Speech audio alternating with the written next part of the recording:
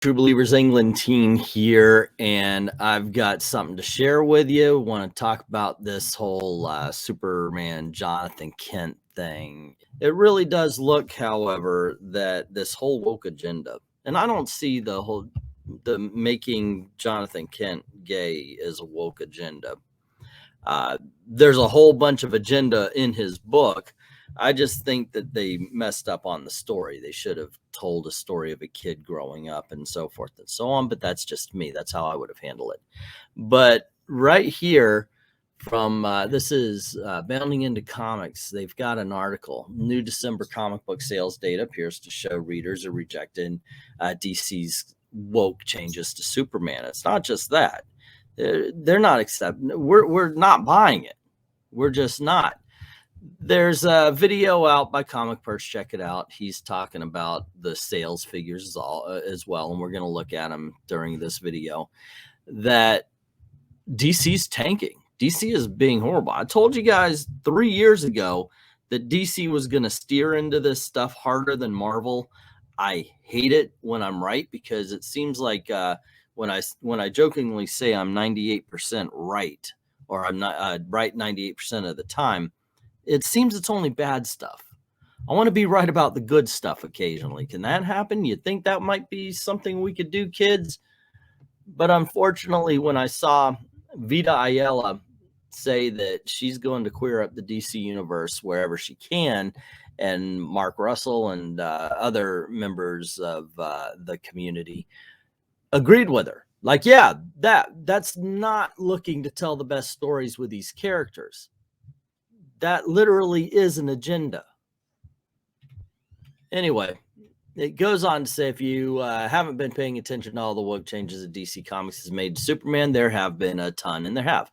First, they replaced Clark Kent with his son, Johnathan Kent, as Superman. Then they made him attracted to dudes. Now, that could be, yes, because they want to say that they have a gay Superman. But it's funny. The next line is, in October, DC confirmed, just like his father before him, John Kent has fallen for a reporter. I swear, I think it would be better if they said, just like his father before him, he became gay. John Kent has fallen for a reporter after initially striking up a friendship with said reporter, J. Nakamura. He and John became romantically involved in the pages of Superman, Son of Kal-El. Yeah, it's pretty ridiculous. Actually, date rapist here, Superman or Superboy here is sleeping on his couch, and he like wakes him up. Oh, I'm going to kiss you now. So, yeah, it's not exactly the most romantic of things. Quickly following that, at the DC fandom, DC Comics publisher Jim Lee announced that Superman's iconic motto, "Truth, Justice, and the American Way," would be changed to "Truth, Justice, and a Better Tomorrow." And we've I've been in an argument before about how Superman is an American. Right now, you got people who are at DC Comics who truly do not understand the comic book characters they're writing. He was born in Kansas, Smallville, Kansas. He is an American. That is where his loyalties lie.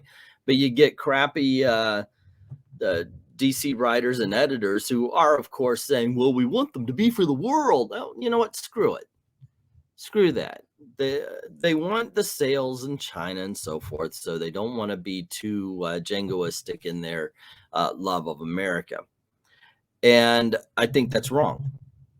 Let's make it Truth, Justice, and the American Way, because when it comes to mean American way, it's individualism. That's what they're talking about. Anyway, it says DC Comics writer Tom Taylor revealed that the new gay Superman is also a climate activist. Holy crap, it's so bad. It's so bad over there. And I read this, and I'm going to review this issue for Old Man Comics, so go on over there and check that out. In an interview with IGN, Taylor elaborated, the question for John is, what should a new Superman fight for today? Can a 17-year-old Superboy, by the way, battle giant robots while ignoring the climate crisis? Since it's made up, yes. I'm sorry. I was very much into global warming, or at least when I was a kid, it was global cooling. And then every 12 years, we're about to die, by the way. In 1998, our oceans were going to be dried up. In 1985, our oceans were going to be dried up. And then they said, wait a second, that's not happening. Let's change it to climate change. When I was a kid, by 1985, we would have been in an ice age. It's ridiculous.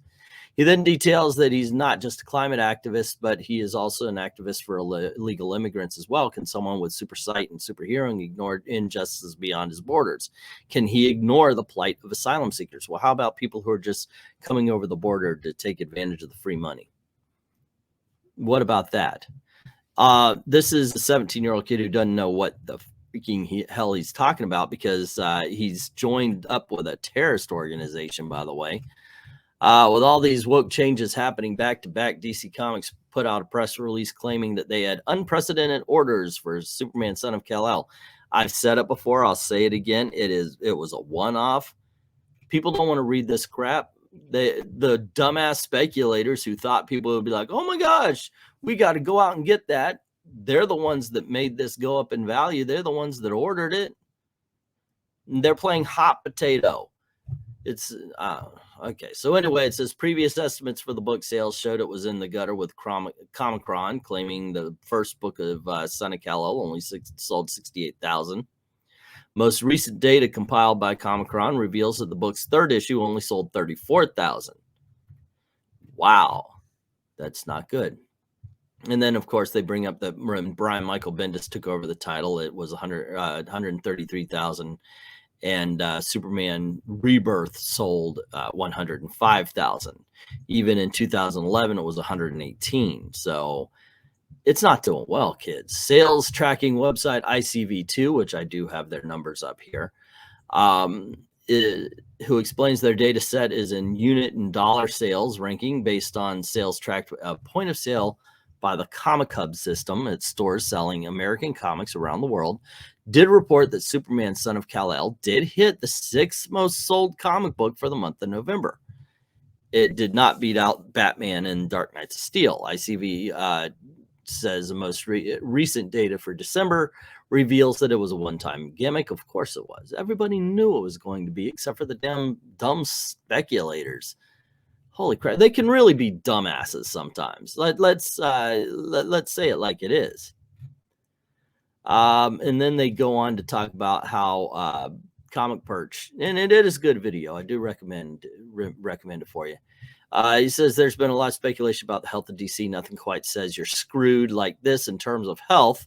The company sits with 50 DC titles, 48 of them being Batman books.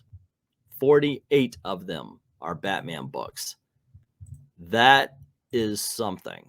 When you say, when you point that out, 48 of them are Batman books. It's ridiculous. So I pulled this up. This is what they're talking about. This right here. And if you look through, oh my gosh, yes. All of the DC comics, not all of them, like you said, there's 2 in here, are Batman or Batman related. Nightwing, of course, being a Batman title. So it's, and if you look in this top 50, there is no Superman Son of Kal-El. Nobody's caring. Nobody cares for this crap. If you go to, if you come down here to dollars, he's right here. Oh, I missed it. I lost it. Where is it? I had it for a little bit. But he was on that list, but not the one. It was like number 45, but I'm not seeing it here. Anyway, maybe I popped up the wrong one. But anyway, it's ridiculous. It's ridiculous that this is the direction they want to go in. And it's a failing direction, but by God, they're going to convince you that this is what you want from your Superman comics. This is what you need from your DC comics. You need Vita Ayala to tell you or to change all the characters. You need Tim Drake, even though there's been 30 years worth of history of him going after girl after girl after girl after girl to suddenly be interested in guys. You need that scene in a Harley Quinn book where Vixen uses her power to have a tongue like a giraffe so she can eat out her girlfriend better. I kid you not, that's in there. That Harley Quinn what is that even doing in a comic book? Seriously. DC's going down fast. DC's going down harder than Marvel ever has. I'm loving the I'm loving independence these days. I'm done. I mean, I'll do some reviews here and there. I just put out a review video where I talked about the She-Hulk, and I talked about Superman, Son of Kal-El, Superboy, in my opinion. And for the first time in a long time, I've got to tell you, Marvel kicked the shit out of DC as far as quality. Go on over on Old Man Comics, check it out. I think you'll like it. I also do an independent comic called the Apache Delivery Service. But here, with all of this, it makes me angry, in all honesty, to see what they're doing to the DC heroes. But all we can do is speak out, and all we can do is vote with our wallet. And I vote that we stop getting Superman, or Son of Kal-El, or whatever, Superboy. But that's just me. What about you? Let me know what you think about all of this in the comments below.